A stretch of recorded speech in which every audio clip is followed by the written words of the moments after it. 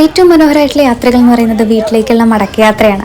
1-2 മാസം കൂടുമ്പോൾ കിട്ടുന്ന ഈ വിരലിലെണ്ണാവുന്ന ദിവസങ്ങൾക്ക് നാട്ടിലേക്കുള്ള യാത്രയുടെ സന്തോഷവും സമാധാനവും വേറെ ഒന്നിനും തരാൻ കഴിയില്ല. ഇത്തവണത്തെ ഈ അപ്രതീക്ഷിതമായിരുന്നു. വീട്ടിൽ ഉമ്മറത്തിരുന്ന് ഇങ്ങനെ കാല് നീട്ടിരിക്കുന്ന സുഖം വേറെ എന്തിനും നമുക്ക് തരാൻ കഴിയുക.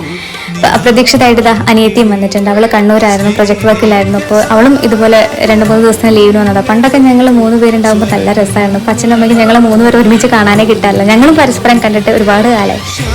അങ്ങനെ മഴയും പച്ചപ്പും ഹരിതാപിയും ഒരു വല്ലാത്ത സമാധാനമാണ് നമ്മുടെ വീട്ടുകാരുടെ കൂടെ നിൽക്കുമ്പോൾ. ഒരു വല്ലാത്തൊരു സെക്യൂർ ഫീലിംഗ് ആണ്. പണ്ടൊക്കെ എൻ്റെ ഏറ്റവും പ്രിയപ്പെട്ട യാത്ര എന്ന് പറയുന്നത് തറവാട്ടിലേക്കുള്ള യാത്രയാണ്, ഓണത്തിനും വിഷുവിനൊക്കെ. അപ്പോൾ അച്ഛനും അച്ഛമ്മയൊക്കെ ഇങ്ങനെ നോക്കി നിൽക്കും നമ്മുടെ വരവും കാത്ത്. അവിടെ ചെറിയച്ഛന്മാരും ചെറിയമ്മമാരും അവരുടെ മക്കളും അച്ഛനും അച്ഛമ്മയും. നല്ല രസമായിരുന്നു ആ ഒരു കാലൊക്കെ.